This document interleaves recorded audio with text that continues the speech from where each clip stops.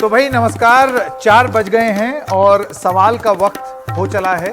और आज हम बात कर रहे हैं कि किस तरीके से बहुजन समाज पार्टी, जिसको कभी कोई ऐतराज नहीं रहा है बाहुबलियों से, ठीक है, आप इतिहास उठा करके देख लीजिए, सपा बसपा या कोई भी दल, उत्तर प्रदेश में तो खास तौर से कभी भी बाहुबलियों से या गैंगस्टरों से या लोग जिनके ऊपर आपराधिक मुकदमे हैं, उनसे किसी भी राजनीतिक दल को कभी बैर नहीं हुआ है।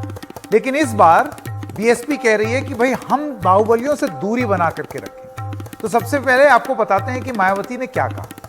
बीएसपी का आगामी यूपी विधानसभा आम चुनाव में प्रयास होगा, उन्होंने कहा कि प्रयास होगा, इस शब्द पे जोर मैं बार बार दे रहा हूं, प्रयास होगा कि किसी भी बाहुबली व माफिया आदि को पार्टी से चुनाव न लड़ाया जाए।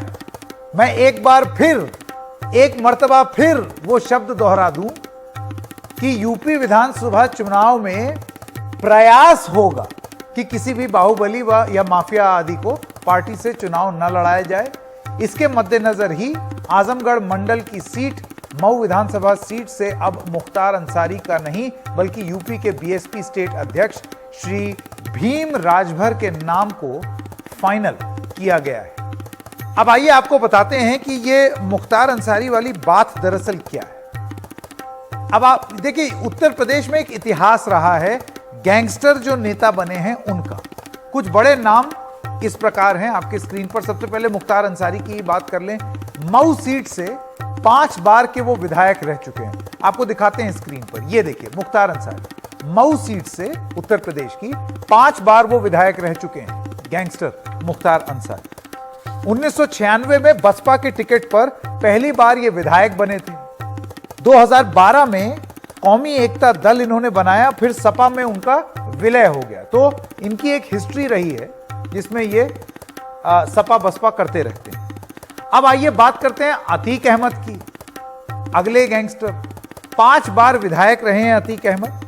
साल 2004 में फूलपुर से सांसद भी बने, समाजवादी पार्टी और अपना दल में ये रहे। अब बात करते हैं रघुराज प्रताप सिंह यानी कि राजा भैया। कल्याण सिंह सरकार में ये मंत्री रहे हैं, मुलायम सिंह सरकार में मंत्री रहे हैं, मायावती के समय ये जेल भी भेजे गए हैं। आपको याद होगा वो बहुत ही फेमस इंसिडेंट था बेती झील वाला। फिर अगले गैंगस्टर हरिशंकर तिवारी, कल्याण सिंह सरकार में ये मंत्री रहे, मुलायम सरकार में भी मंत्री रहे, जेल में रहते हुए ये चुनाव भी जीते। और कहां से जीते? चिल्लूपार जगह से जीते। फिर हम बात करते हैं डीपी यादव की, गैंगस्टर जो बने नेता। मुलायम सरकार में पंचायती राज मंत्री रहे। 2004 में बीजेपी के टिकट पर इन्होंने चुनाव जीता। बाद में कई दलों से निकाले भी गए, लेकिन सारे दलों में ये शामिल भी हुए। तो ये है उत्तर प्रदेश का इतिहास। अब आइए आपको बताते हैं कि यूपी में विधायक कितने दागी हैं, और ये ताजे आंकड़े। कुल सीटें 403 हैं। गंभीर मामलों वाले दागी विधायक 140 पार हैं, 143। बीजेपी के 114 विधायकों पर आपराधिक मामले हैं। बीजेपी के 83 विधायक, 83 विधायक पर गंभीर आरोप। समाजवादी पार्टी के 47 यानी कि 47 विधायकों में 14 पर आपराधिक मामले हैं। अब आप कहेंगे कि समाजवादी पार्टी के कम है, दरअसल जब जीत के ही कम आए तो ऑब्वियसली आंकलन भी कम होगा। अब इनके ज्यादा होते तो इन पर भी मामले ज्यादा दिखते। बसपा के 19 विधायकों में 5 पर आपराधिक मामले, कांग्रेस के 7 विधायकों में 1 पर आपराधिक मामला है। इसका यह मतलब नहीं है कि कांग्रेस में सबसे कम अपराधी हैं। इसका यह मतलब है कि विचारों के विधायक ही कम हैं, ज्यादा होते तो इनके में भी होते। 3 निर्दलीय विधायक हैं, तीनों के तीनों पर गंभीर आरोप। ये एडीआर की रिपोर्ट। अब आइए सांसदों की बात कर लें। उत्तर प्रदेश में कुल 80 हैं, 31 सांसदों पर आपराधिक केस है, जिनमें से 22 सांसदों पर गंभीर आरोप हैं। 2014 में 28 सांसदों पर आपराधिक केस भी थे। इसका भी स्रोत एडीआर है। तो जो बड़ा सवाल आज हम पूछने जा रहे हैं सवाल इंडिया का में, वो है ये जो शुरुआत में जो शब्द मायावती ने इस्तेमाल किया अपने ट्वीट में कि हमारा प्रयास रहेगा कि आपराधिक मामलों वाले लोगों को हम ना दें, तो सवाल यही है, क्या यूपी में माफिया मुक्त चुनाव संभव भी है? कि अगर आप एक बड़ी सी पोजीशन भी ले रहे हैं, उसमें आप प्रयास जैसा एक शब्द बीच में घुसेड़ दे रहे हैं, क्योंकि आपको मालूम है कि शायद अन्याय मुक्त, भय मुक्त और माफिया मुक्त चुनाव संभव ही नहीं है किसी दल के लिए। मैं स्वागत करना चाहता हूं हमारे सारे मेहमानों का इस मुद्दे पर। डॉक्टर सुरजीत सिंह डंग नेता हैं भारतीय जनता पार्टी के, डॉक्टर अजीज खान राष्ट्रीय प्रवक्ता समाजवादी पार्टी, शरद प्रधान वरिष्ठ पत्रकार, फैजान खान प्रवक्ता बीएसपी और साधना भारती प्रवक्ता कांग्रेस। आप सब लोगों का बहुत बहुत धन्यवाद। मैं सबसे पहले साधना जी आपसे शुरू करना नहीं माफ कीजिएगा, मैं सबसे पहले फैजान खान साहब से शुरू करना चाहता हूं। फैजान साहब, मुझे यह बताइए कि बहुजन समाज पार्टी ने अपने स्पष्टीकरण में, जिसमें आप ये फैसला ले रहे हैं, उसमें ट्वीट में बहन कुमारी मायावती कह रही हैं बीएसपी का आगामी यूपी विधानसभा आम चुनाव में प्रयास होगा कि किसी भी बाहुबली व माफिया आदि को पार्टी से चुनाव न लड़ाया जाए। खान साहब ये बताइए, ये प्रयास शब्द डालने की क्यों जरूरत महसूस हुई? संकेत जी, सबसे पहले मैं आपको ये बता दूं, आदरणीय बहन कुमारी मायावती जी ने अभी कुछ दिन पहले ही पार्टी कार्यालय से ऐलान किया है कि 2022 में हम उत्तर प्रदेश का तस्वीर बदलने जा रहे हैं। वो इसका एक छोटा सा उदाहरण उन्होंने आज दिया, जो आप चर्चा का विषय है। और रही बात, आपने कहा प्रयास, देखिए दिक्कत यहाँ पर आती है कि जो नियम हमारे बने हैं चुनाव आयोग से, हाई कोर्ट, सुप्रीम कोर्ट के द्वारा संविधान में है कि जिस अपराधी पे 2 साल की सजा हो जाती है, उसे चुनाव से हम वो नहीं लड़ सकता है वो।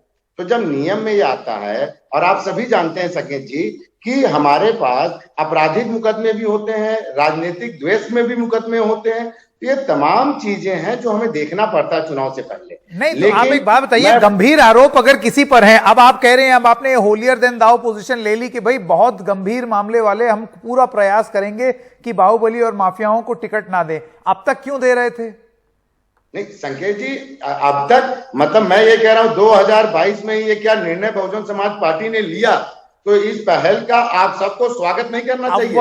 अव्वल ये निर्णय इसलिए नहीं कहलाता खान साहब, मैं सारे दल से बोल रहा हूं, अव्वल ये निर्णय इसलिए नहीं कहलाता क्योंकि ये निर्णय तब कहलाता अगर आपके ट्वीट में प्रयास नाम का ये शब्द ना होता, तब मैं मानता कि वाह क्या काम किया।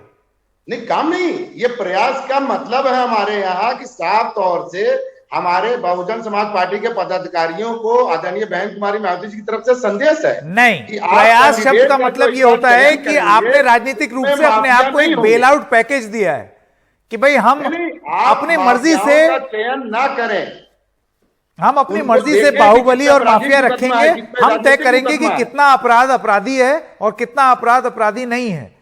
तो अभी यहां पर आपको क्योंकि मऊ विधानसभा सीट से मुख्तार अंसारी का पत्ता काटना था, तो आपने ये कर दिया, ऐलान कर दिया। क्या मैं अन्य विपक्षी पार्टियों से सवाल नहीं कर सकता? क्या उनमें हिम्मत है कि इस बात को वो अपने दल से कह सकते हैं? अजीज खान साहब, आने वाले 2022 में माफियाओं को टिकट चलिए दूसरे खान साहब के पास चलते हैं। डॉक्टर अजीज खान, राष्ट्रीय प्रवक्ता सपा, आपने सुना बीएसपी का क्या कहना है? हमने इतनी तो पहल की, आप करके दिखाइए। देखिए संकेत भाई, मैं तो बहन जी के इस हृदय परिवर्तन का मतलब नहीं समझ पाया कि ये अचानक हृदय परिवर्तन क्यों है, क्या है।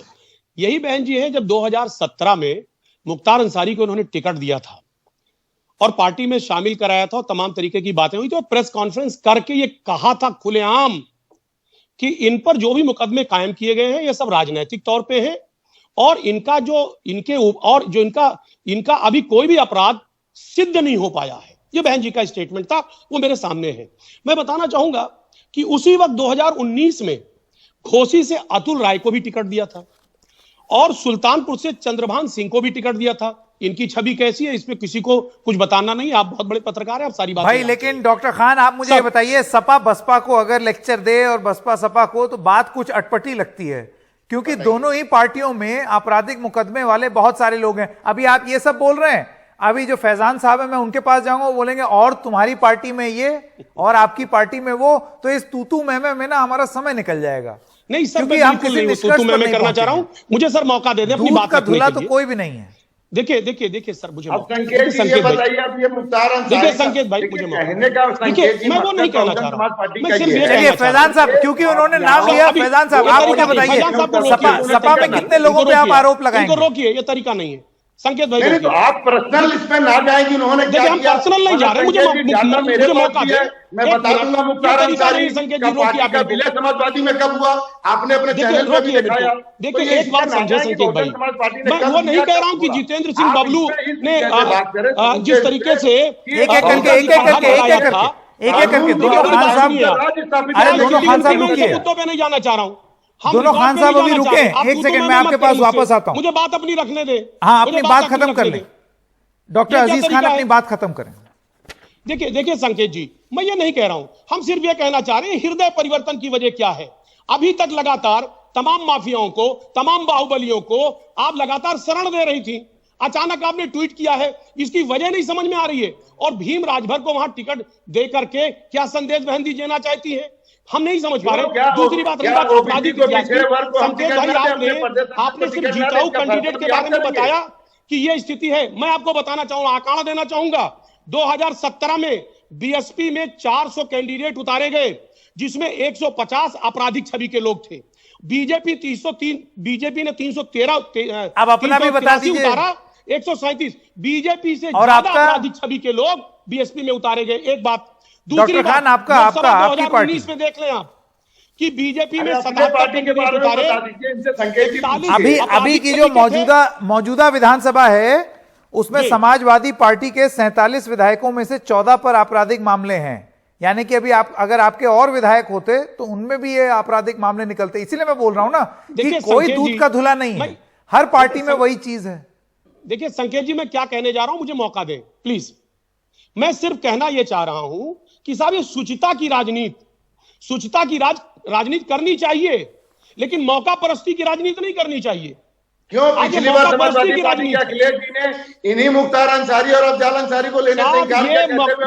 आप एक बात समझिए, मौका परस्ती की राजनीति है, अपने पक्ष में ले लिया, आप शुचिता की राजनीति करें, हम आपका स्वागत करते हैं, लेकिन 1996 में इन्हीं मुख्तार अंसारी को आपके यहाँ चाहिए थे, आपके बहुजन समाज पार्टी सत्ता में। अच्छा ठीक है, मुझे यहाँ पर बीच में आना पड़ेगा क्योंकि ये फिर आप ही दोनों हाईजैक कर लेंगे। और पार्टियों को भी मौका देना चाहिए जिनमें उनके विधायकों के खिलाफ आपराधिक मामले हैं, क्योंकि हर पार्टी में आपको ये मिल जाएगा। मैं साधना भारती जी आपके पास आना चाहता हूं। अगर कांग्रेस ये बोले कि हमारे में सबसे कम है तो उसका असली कारण ये होगा कि आपके विधायक भी कम हैं, यानी कि अगर मौका होता तो आपके में भी बहुत सारे ऐसे लोग हो गए जिनमें उनके खिलाफ आपराधिक मामले होते। इतिहास अगर उठा के देखें तो ऐसा है भी। मैं आपसे ये जानना चाहता हूं कि मूलभूत बदलाव अगर मैं एक बार को ये देख भी लूं जो फैजान खान बोल रहे हैं कि हमने कम से कम एक पहल तो की, ठीक है शुरुआत में हमने कुछ भी किया हो, अभी अगर हम एक पहल कर रहे हैं तो उसमें गलत क्या है? आदरणीय संकेत जी, देखिए सबसे पहले आपने एक प्रश्न किया था कि प्रयास शब्द क्यों आया। मुझे लगता है प्रयास शब्द इसीलिए आ गया क्योंकि बसपा एक नारा लगाकर चुनाव लड़ी थी कि चढ़ गुंडों की छाती पर और मोहर लगेगी हाथी पर। बाद में हुआ ये कि जब सत्ता में आ गई बसपा तो चढ़ गए गुंडे हाथी पर और मारे गोली छाती पर हो गया। और मैं आपको ये बता दूं कि चोर लुटेरे भी अब देखो सांसद और विधायक हैं और घृणा द्वेष और नफरत वाले सचमुच के खलनायक हैं। और ऐसी आपाधापी जाग गई है सिंहासन को पाने की कि मजहब और माफिया आज एक पगडंडी बन गया है अब संसद में जाने की। और आज ये जरूरत है कि अपराध युक्त लोकतंत्र को अपराधी मुक्त लोकतंत्र अगर बनाना है तो पहल तो करनी चाहिए, और पहल उस पार्टी को भी करनी चाहिए जो कि आज पूर्ण बहुमत में केंद्र में है और जो उत्तर प्रदेश में भी सत्ता में है, क्योंकि उनके तो मुख्यमंत्री पर दर्जन भर केस रहे, जिनके गृह मंत्री तड़ी पार रहे। तो मुझे लगता है उनको पहल करनी चाहिए और हो जाए ये बात सीधी सीधी कि आप एक पहल कर दें, सर्वदलीय बैठक बुला लें मोदी जी और कह दें कि जिन पर आपराधिक मामले दर्ज हैं, क्योंकि संसद में 43% सांसदों पर आपराधिक मामले दर्ज हैं। नहीं, ये रे मैं यूपी के आंकड़े बता दूं आपको। बिल्कुल आप सही कह रही हैं साधना जी, मैं यूपी के आंकड़े बता दूं आपको। 80 सांसद हैं, उसमें से 31 सांसदों पर आपराधिक केस हैं, 22 पर गंभीर आरोप हैं। 2014 में 28 सांसदों पर आपराधिक केस थे। तो ये, और जाहिर सी बात है ये हर पार्टियों का यही हाल है। मैं शरद जी आपके पास आना चाहता हूं और वो सवाल मैं आपसे पूछना चाहता हूं जिससे हमने शुरुआत की थी शरद जी, कि ये जो ट्वीट है जिसमें एक कोशिश की गई है एक अच्छाई अपने अंदर लाने की कोशिश की गई है, एक प्रयास करने की जो कोशिश की गई है, इस प्रयास शब्द के प्रयास के पीछे क्या राज हो सकता है? आपका क्या मानना है? ये असली मंशा जाहिर हो गई है। ये एस्केप रूट है, प्रयास जो है एस्केप रूट है कि कल इनको कहीं अच्छा रेट पे मिल गया आपको टिकट लेने वाला, तो फिर ये कोई इसमें गुरेज नहीं रहेगा। फिर कहेंगे विनेबिलिटी है और इसके खिलाफ तो बेचारे को फंसा दिया गया था, अभी कोई कन्विक्शन तो हुआ नहीं। ये एस्केप रूट रखने के लिए प्रयास वर्ड यूज किया इन्होंने, क्योंकि जब ये सारे इस हमाम में जो सब की हालत है आपने ऑलरेडी बयान कर दी है, तो मायावती से एक्सपेक्ट करना कि वो अपने बात पे टिकी रहेंगी तो बहुत ही मतलब पुलिश होगा सोचना कि वो कर लेंगी। तो और ये जो है अभी जितना मायावती का ये जो खेल चल रहा है, मुझे लगता है कि अपनी मार्केट वैल्यू बनाए रखने के लिए है, वरना ये बड़ी बात काफी एविडेंट हो गई है कि सडनली उनको ब्राह्मणों के लिए प्रेम जाग गया बहुत दिनों बाद, और सडनली वो एक्टिव भी हो गई, खामोश रहती थी, तो उनको दिखलाना है कि हम भी हैं खैर, जबकि उनके बारे में ये आम धारणा हो चुकी है कि वो बीजेपी के कहने पे जो कुछ है कर रही है। और आज की डेट की जहां तक ब्राह्मण वोट का सवाल है, संकेत वो बड़ा क्लियर दिखता है कि उनको, क्योंकि बीजेपी को डर हो गया कि शायद ब्राह्मण वोट कहीं, क्योंकि नाराजगी है योगी आदित्यनाथ से, तो वो अगर सपा की तरफ चले गए, क्योंकि सपा मेन फाइटर दिखती है अगेंस्ट बीजेपी, इसलिए नहीं कि वो जीत जाएगी, लेकिन इस वजह से, तो ऐसी सूरत में ये वोट डिवाइड हो जाए। समझ गया मैं शरद जी, लेकिन इसे सुरजीत सिंह डांग भी हमारे साथ नेता भारतीय जनता पार्टी के जुड़ गए हैं, लेकिन इससे पहले मैं उनके पास जाऊं, मैं सवाल आपसे यह पूछना चाहता हूं शरद जी, ये संभव भी है, शायद इसीलिए उनको ये प्रयास शब्द जोड़ना पड़ा, क्या ये संभव है कि माफिया मुक्त चुनाव उत्तर प्रदेश में कराए जा सकें या किए जाएं? नहीं, बिल्कुल बिल्कुल नहीं है, बिकॉज किसी पार्टी की मंशा नहीं है, ये मंशा नहीं है। जब आखिर में बात आती है, चाहे वो बीजेपी हो, चाहे सपा हो, बसपा हो, कांग्रेस हो, घूम फिर के उनके लगता है अपने अपने माफिया है, इसको दे दो, सबके अपने अपने वेस्टर्न इंटरेस्ट। बिल्कुल, मैं सुरजीत डॉक्टर सुरजीत सिंह के पास जाना चाहता हूं, हमारे साथ फोन पर जुड़ गए हैं भारतीय जनता पार्टी के नेता डॉक्टर सुरजीत। देखिए, उत्तर प्रदेश की ये एक स्थिति रही है कि कुछ परमानेंट माफिया होते हैं, कुछ रोटेटिंग माफिया होते हैं, जो कि जो सत्ता में आएगा उसके साथ साथ वो स्टेट रोमिंग में जाते हैं, वो अपना सर्विस प्रोवाइडर बदलते रहते हैं। अभी आपकी सरकार है, तो मैं अभी सपा और बसपा और कांग्रेस के प्रवक्ताओं से पूछूं, वो कुछ रोमिंग माफिया जो आपके में आ गए हैं उसका जिक्र कर देंगे। आपको लगता है, मैं ये सवाल आपसे पूछता हूं, एक तो बसपा का ये कहना कि हम प्रयास कर रहे हैं, इस पर आप क्या कहेंगे? और दूसरी चीज, क्या माफिया मुक्त चुनाव संभव है यूपी में? देखिए, और गहराई में इस प्रश्न का उत्तर खोजना पड़ेगा। प्रयास शब्द से ही यह बिल्कुल सिद्ध हो जाता है कि बात संबंध से नहीं कही गई है, अवसरवाद ये है। अब उसका कैसे कब तोड़ेंगे, उनका इतिहास रहा है, वो जो कहते हैं उसका उल्टा बराबर करती आई है, तो यही मामला नहीं है। मैं गहराई में इसलिए कह रहा हूँ कि भारत के लोकतंत्र के 3 कोण हैं, वो धन बल, जाति बल, मजहब बल और बाहुबल। इनमें आज बाहुबल पर हम चर्चा कर रहे हैं। अगर जनता जो वोट देने वाली है, जो अभी आपने बताया ना, सब पार्टियों में संख्या भी आपने गिनाई, संसद में भी, विधानसभा में भी, जब तक जनता जागरूक नहीं होगी, मजबूरी होगी राजनीतिक दलों की कि वह जो बाहुबल, जाति बल, मजहब बल नहीं। अब ये डॉक्टर डांग, ये कैसी बात कह दी आपने?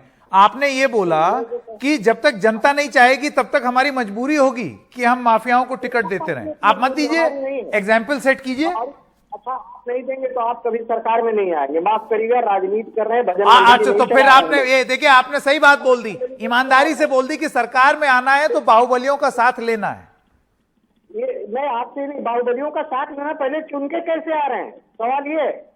आप देख रहे हैं अभी अंसारी साहब को एक पार्टी ने ये कहा कि हमने इनका टिकट काट दिया, लाइन लगा के पार्टियां खड़ी हैं, और मायावती जी को भी ये मालूम है कि उनके भाई को समाजवादी पार्टी का टिकट दे दिया गया है, और जब उनको टिकट दे दिया गया है तो ये लेंगे भी नहीं इनका टिकट।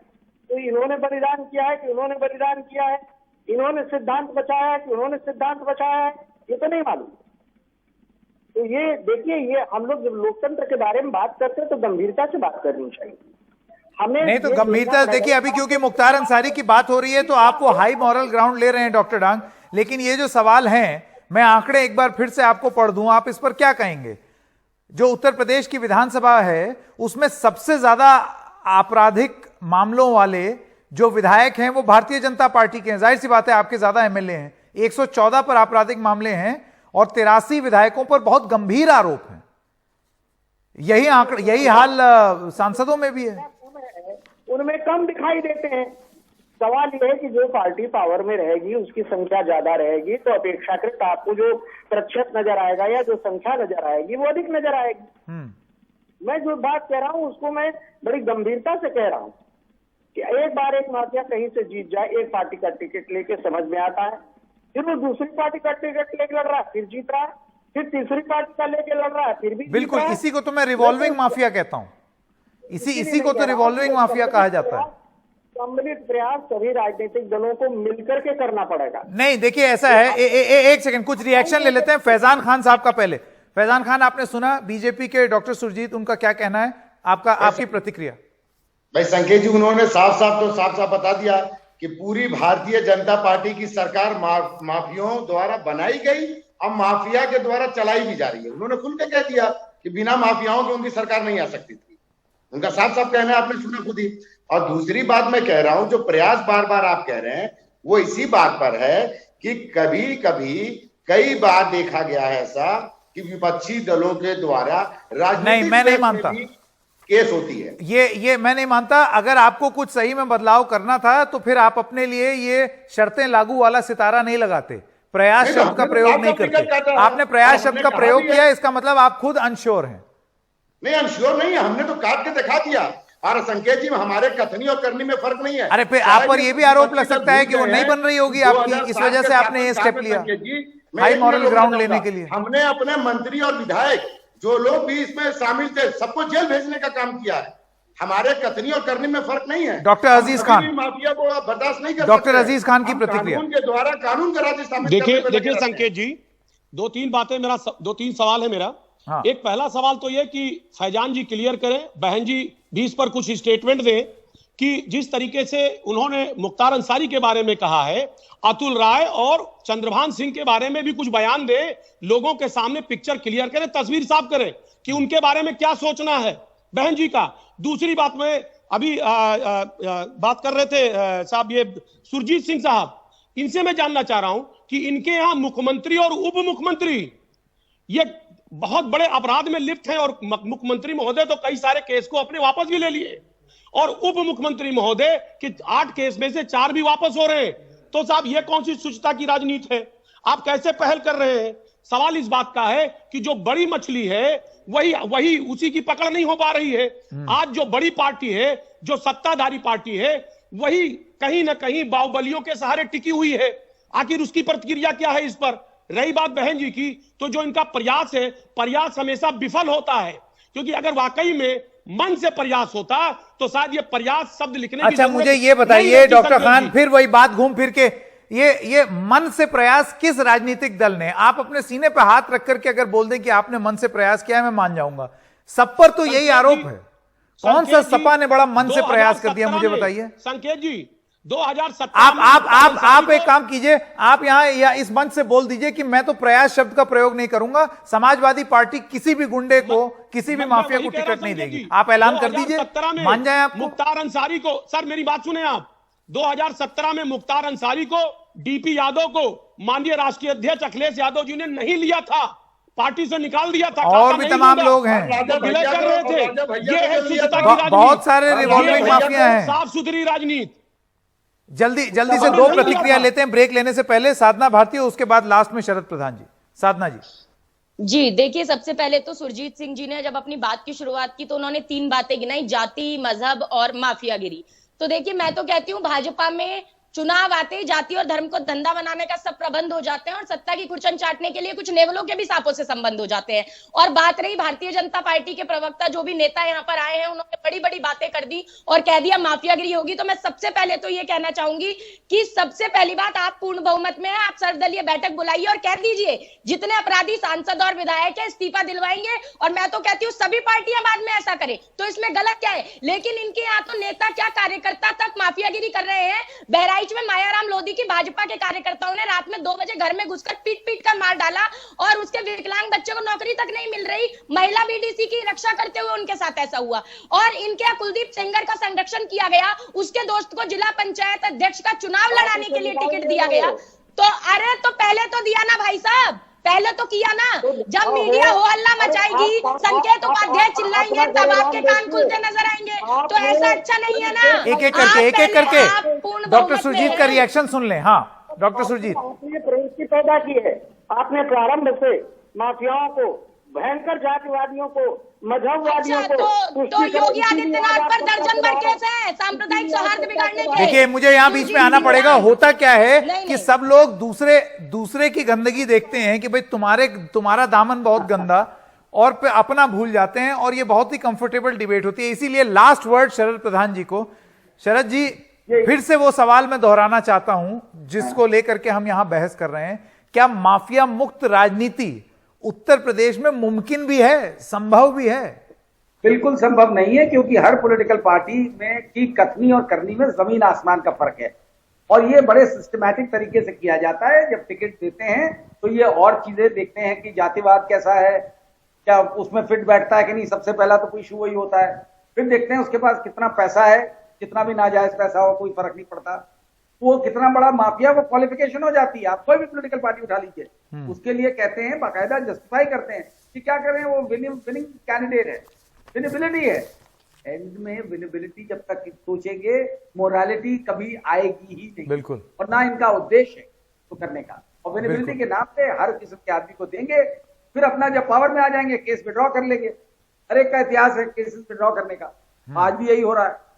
तो ये सुधार होना और ये सोचना, ये बिल्कुल एक डिस्टेंट ड्रीम है, ख्वाब है। बिल्कुल डिस्टेंट ड्रीम है। और दूसरी ये एक बड़ा सवाल है इलेक्टोरल रिफॉर्म्स का, वो जब होगा तभी कुछ होगा, वरना तब तक आप सब लोगों का बहुत बहुत धन्यवाद। वरना तब तक बस प्रयास ही होते रहेंगे। ऐसे प्रयास हमने बहुत देखे हैं। तो प्रयास से आगे बढ़ना है, सिर्फ प्रयास ही नहीं करते रहना।